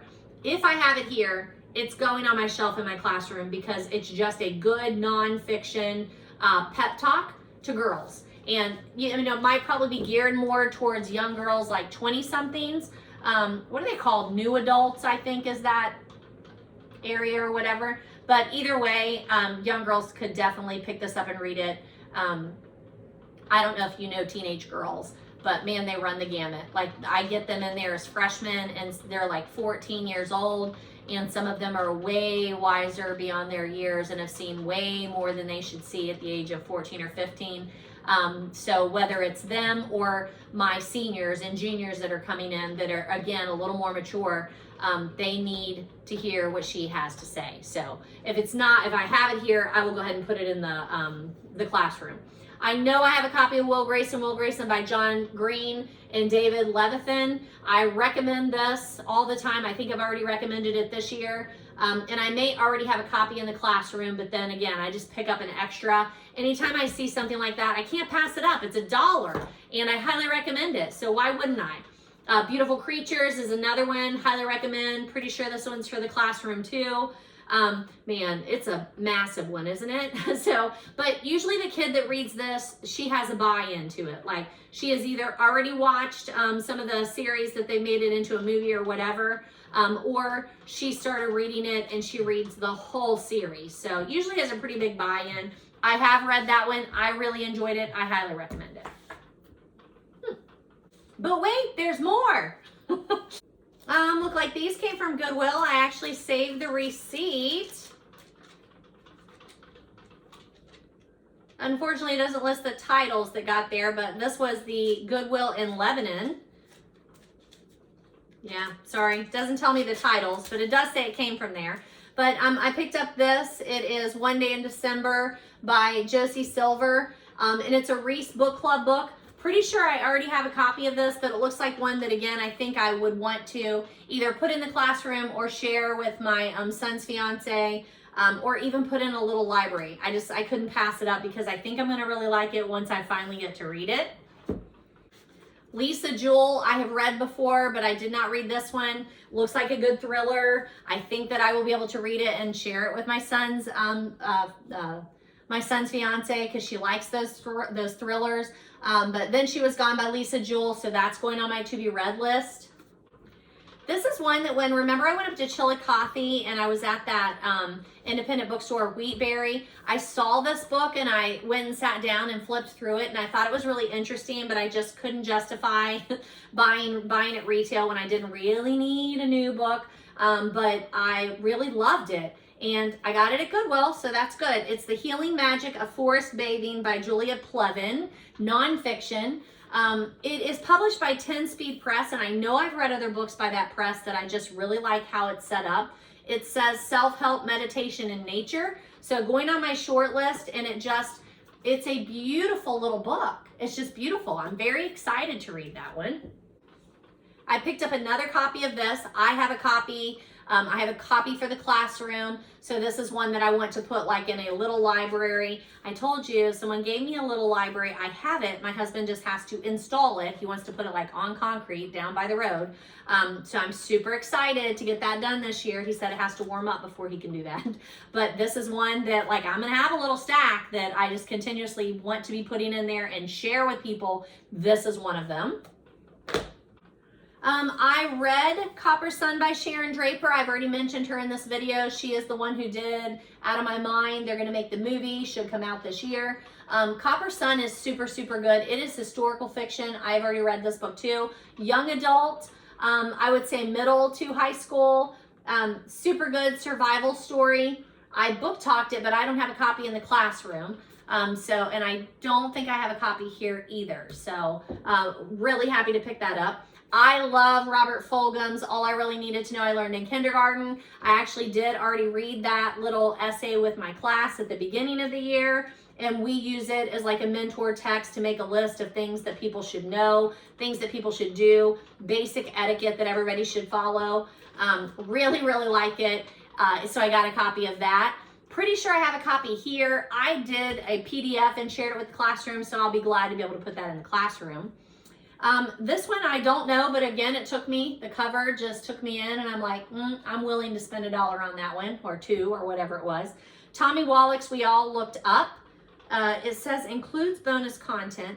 Can you see that picture at the bottom? It's like a group of friends, they're looking up, they have a little cooler with them, and then on the back, it's like one girl with a cooler and like a, what do you call those, like a Afghan or something. And it's by Simon & Schuster. Pretty sure it's a young adult. It says ages 14 and up, so young adult novel. So it looks like that could be super interesting. 2, Agatha Christie's. These came from Half Price Books. We have this one, $7.99, Postern of Fate. And I just came across it. That Agatha app that I have tells me if I own the book or not. So it's really nice when I come across one that's not $1 or $2, but $7.99. I'm like, I don't really want to spend $7.99, but that's a beautiful edition, and I don't have a copy of Postern of Fate. And then this one is Third Girl. And again, look at that beautiful cover. Very happy to pick that one up. That one was actually $10 at Half Price Books, but happy to purchase it. It has the paper, cover on it. It's the book club edition. So happy to pick that one up too. I bought 2 other books at that Half Price Books, but I gave them away as gifts to my son's fiance. I love saying that. For the longest time, I've had to say my son's girlfriend, and I'm like, come on already. So super excited that I now get to say fiance. And I think they're going to get married next year. So I think it's going to be like a year out here. So I'll be saying it a lot for the next year in the videos, but super, super excited. But I bought 2 other books while I was there. And that was Dating Dr. Dill and Where the Crawdads Sing. So she has never read Where the Crawdads Sing, and it's one that I know she wanted to read, so I bought her a copy of that, and then I bought her that other one because I was looking for one, I think it's called On Rotation, that's supposed to be very much like Grey's Anatomy, which she loves that show. And I couldn't find it. It's another one. I probably should have just ordered it on Amazon, but I kept trying to buy it in independent bookstores for like a month or so and just never could find it. So I'm on the lookout for that one. And I'll still buy her that one, but I found those other 2. The girl at Half Price Books, when I was looking for On Rotation, she was like, we don't have that one, but I know what you're talking about, and this one is very similar. I read it and I really liked it. So I'm like, again, if you're going to take the time to recommend, and it sounds like you know what you're talking about, like, I will trust you. So maybe I didn't talk to you about going to Wheatberry Books. I can't believe that. I guess it was over Thanksgiving. Maybe that's why. I don't remember the last time I filmed a video. But over Thanksgiving, my husband and I took a trip to Chillicothe specifically to go to Wheatberry Books, an independent bookstore. And then, of course, to go to a coffee shop and a restaurant and do some Christmas shopping. And I bought this. Now, at that store, at Wheatberry Books, they have new books, and then they do have a shelf of used books. And I actually bought this off the used bookshelf for $7. It was a Book of the Month book in 2021, December of 2021, called The Holiday Swap. And it's by Maggie Knox. Looks really good. Planned to read it in December. That didn't happen. So it's going to have to go on this December's reading list. And I think that's the only book that I bought there, just because, again, I had several that I needed to purchase. And they didn't have any of the ones that I was actually looking for. So just spent some time looking around the shop. I bought that particular book. And just enjoyed the shop a little bit. And then in Chillicothe, like, there are a couple of stores like beside it that were really cool. The restaurant was really good. There were 2 coffee shops that I hit while we were up there, that I can't remember the name of them right now, but they were in Chillicothe. And then on the way out of town, there was a Goodwill on the right, and my husband was like, you want to go, don't you? I'm like, of course I want to go. And it was really cool because I had looked at this book in Wheatberry, and again, right, I keep saying again, and I apologize. I need to stop doing that. I just can't right now justify paying retail for a book that I don't have to have for a book club or something right away, right? So I looked at this book and I'm like, oh, it's Carrie Winfrey. She wrote Waiting for Tom Hanks, which I love. I just loaned that to someone. I love her and I would love to read that book, but I cannot justify just buying a book right now when I don't have to have it. And then it was at Goodwill. So I'm like, I can't not buy that for whatever, like $1 or $2. So this is Very Sincerely Yours by Carrie Winfrey. I'm going to put it in my February lineup. They also had a copy of Everything by Nicola June. The author of The Sun Is Also a Star, which I think that one I did read, but I haven't read this one. Pretty sure that's the one that I read. And then it's another one that I want to put a copy of it in the classroom. I picked up a copy of The Hobbit. I do have a copy of The Hobbit at school and a copy here, but you can always use an extra of The Hobbit because it's a good one too. You want to be able to loan that one to someone, especially like in my high school classroom, so that they can hold on to it, they can write in it, they can keep it for an extended period of time. Because if they're just checking it out from like the public library, you have like 21 days. And if you are a new reader or you're a reader who just isn't very fast, that's not very long to read something like The Hobbit. So extra, I needed it. I like April Henry, The Girl Who Was Supposed to Die. I have not read this one. I read a couple others by her though that I did really, really like. So this was an easy one to pick up. I'm looking to see if, no, I don't see a title of the other one that I've read by her, but I'll have to look that one up for, oh, Girl Stolen. I love Girl Stolen. And I feel like there was one more that maybe I read by her, but it looks like a quick read. That would be an easy one for me, like to take in and read during our 10 minutes of reading in a couple of days. I am not sure where these came from. You know, they're that trade paperback size. I'm not sure where I picked these up from, but I picked up a Meg Cabot, All-American Girl. I have not read this. No, I have not read this one. Meg Cabot, The Princess Diaries, I have read. Princess in the Spotlight, I have read. Princess in Love, I have read. So I wanted some of those for the classroom because I love her so much and I want people to read those. So happy to have those for the classroom. I also have a whole stack right here of Meg Cabot books where I want to just do a video just spotlighting Meg Cabot and talking to you about her books. But again, put it in 2023, hope it happens, but was really happy to pick these up. And then I have 3 more little paperbacks that I picked up somewhere. A Perilous Pal by Laura Bradford, A Friend for Hire mystery. Purder, She Wrote by Kate Conti, author of Cat About Town, a cat cafe mystery. And then Death by Bikini. This I've read. I love this series. It's super fun. And I don't know that I have a copy here or not, but this one will probably go in the classroom because it is definitely like kind of ready to be loved, read and loved. And it's an easy one to recommend. It is a murder mystery, but super fun. So picked those up somewhere. Now, this is not a book for my haul, but I purchased it from Creative & Co. I don't know if you're gonna be able to see that, so I'll have to add a photo. I'm trying to make sure you can see, like it's kind of etched. It is a book, journal, cover, Creating & Co. I'll link them below. I just slid this in here. It's the Happy Planner discs with kind of like my Frankenstein planner that I put in there because I'm still trying to figure out what I want to do for my book journal, book planner for the year. I love this cover and I wanted to use it, but I didn't want to purchase like a pre-done one. I wanted to just like put the pages in there that I want. So I'll look at that later, show you a bit of that, but I am including it in the haul because it is Creating & Co. and I wanted you to see it. I don't think it's leather. I think it's faux leather. Pretty sure it's faux leather, but it's nicely done. It's beautiful. Also got gifted a book puzzle. It's Book Club 1000 puzzle pieces. So throwing that one in there. It is by Carolyn Suzuki. My friend Jenny gave it to me. I went into the half-price books at Coleraine looking for particular Agatha titles at some point and did not find the ones I was looking for, but found a whole slew of other books. So I will show you those. This one I did pay $7 for. It's Agatha Christie Remember Death because I did not have that title.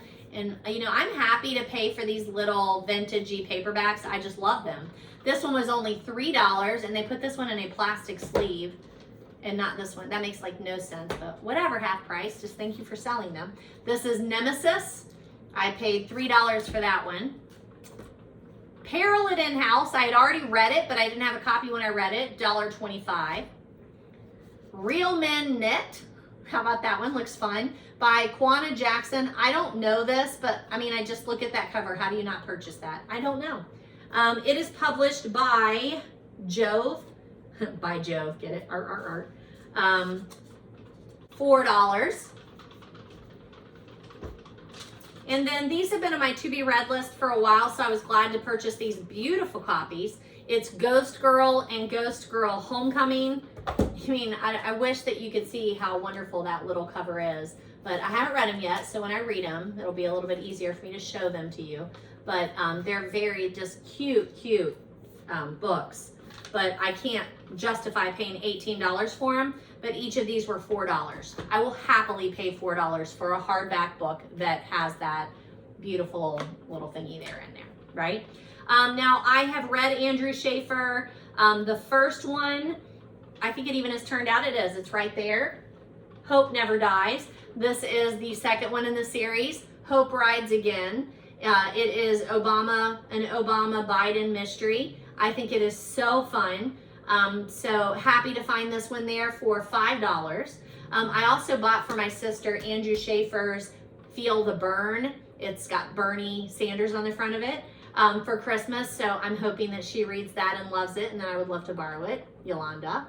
I bought a copy of Gem Candy by Carl Decker. I've already read this. This is another one. Highly recommend it to my classroom. So glad to have a copy of that. I've already read Anita Diamant's The Red Tent. And this one was just $4, so I picked up a copy of that. And then 2 more Agatha Christie's. Third Girl, that one I paid $3 for. And oops, look, here's another one, Third Girl. Those are exactly alike. I paid $3 for one of them and $2 for the other. Why? I don't know. I don't care. It's just I'm happy to have that extra copy of one. Looks like I spent $44 at half price on this, stack of books. How can I go wrong? Like, I can add them to my shelf. I'm adding some to the classroom. I am giving some away. And I'm happy to do that. That's a fabulous, fabulous deal. All right, that takes us to some book news. And then I will wrap this up. And I'm right now at 2 hours and 25 minutes, but I've also gotten 2 phone calls during that time, and I haven't shut it off. And then I also take the time to move things off. So I'll try and get it down to an hour and a half to 2 hours for you. I'm not making any promises. But let's do some really quick book news here. Really, really quick. Since I have talked to you, I did share most of these on social media. I have told you many times about the All About Agatha podcast, but there's a great interview with Anthony Horowitz. Remember, I told you Anthony Horowitz is Magpie Murders author. That was a series back in the fall. So well done. And that's a really fun interview. So recommending that. There's also a interview with Maureen Johnson, author of 9 Little Liars, not 9 Little Liars, just 9 Liars, which I have not read that book, but I have read Maureen Johnson, and that book is definitely on my to be read list. I watched the first episode of his Dark Materials on HBO. The first episode is free. If you're like a Spectrum, just go and search and you can watch the first episode for free. It was very well done. A Man Called Otto is out in theaters based on A Man Called Ove, which is a fabulous book that I feel like I've talked to you about before. Highly recommend, but I haven't seen the movie yet, and I've heard it's well done. So, if my husband was going to be here this weekend, we were going to go see Avatar, and I was going to make him go see A Man Called Ove or Otto. But with him being gone, I don't plan to leave the house. Like, for 3 days, I have so much to do. So that one's on there. But Tom Hanks and his son Truman are in the movie, and I think that's interesting, so I shared that article. Highly recommend Louise Penny's The Three Pines on Amazon Prime right now. Fabulous. There's Stella. Hello, Stella. Hello, Stella. Highly recommend that. It's very well done, very true to the book series. I did listen to an interview, or I read an article where Louise Penny's a little disappointed that they don't focus as much on the Three Pines community, and they even invent another mystery to run through the series. And I get it. Like, I can't even imagine what that would look like to hand it over to someone and let them do whatever they wanted to with it. That would be hard. I saw that The Boy, the Mole, and the Fox, the Horse, a book that I recommended to you last year, I saw that it is turned into a movie on Apple TV, but I don't have that. I shared 7 holiday romance novels for the naughty and nice, but I haven't read that. Anthony Horowitz also put out a new book called Twist of the Knife. I have not read it yet. Paolini put out a new book called Fractual Noise. Again, haven't read it yet. I love Matt Haig, the Midnight Library author, and he has a new one called How to Stop Time. I don't know that we've really talked about uplit, like up literature, like uplifting literature. But there was an article talking about On Living by Carrie Egan, and that comes up, so I shared that. So throwing those out there. Follow me on social media. I give you lots of book information. Try and keep you up to date. The Agatha Christie, I know before we were looking for it. It was H-J-E-R-S-O-N, Agatha Christie's Hjerksen. And again, one day it just popped up on some platform that I was watching. It is actually on Apple TV, but on Spectrum, you can usually watch like the first episode in a series, and I watched it there. FX series, now streaming on Hulu, the Octavia Butler Kindred. I feel like I've talked to you about her before, so I don't have Hulu, so I can't watch it, but it's there. Sarah Dessen's Along for the Ride is either turned into a movie or was going to be turned into a movie, so I'll look that one up for you. And then I'll check in with some of the others, but I'll do that at a different time when I've got a better handle on where we are on some of those books that were turned into movies. All right, so I'm going to stop there because we're at 2 hours and 30 minutes and I've got to get that cut down some. So there are the books that I've read since the last time we have talked, which I think was sometime in November. Quite a bit of a book haul, and then I will work on editing this and getting it out there, and then try and very quickly this weekend tape another episode where I tell you like the books that I plan to read in 2022 and give you a review of my, books I plan to read in 2023 and give you a review of my 5-star reads from 2022. How's that? So good to see you again. So good to spend the evening with you. It's a Thursday night, so I still have work tomorrow, but then we have a 3-day weekend and I don't plan to leave the house. So I look forward to spending some more time with you this weekend. Thanks for hanging in there. All the books that I talk about, I review on Goodreads, or I put them in a stack to add to Goodreads, and then I tell you I've added it to Goodreads. You can get any of these books for free at your public library. You can utilize your Libby app, your online way to check out books from your public library, like ebooks or audiobooks.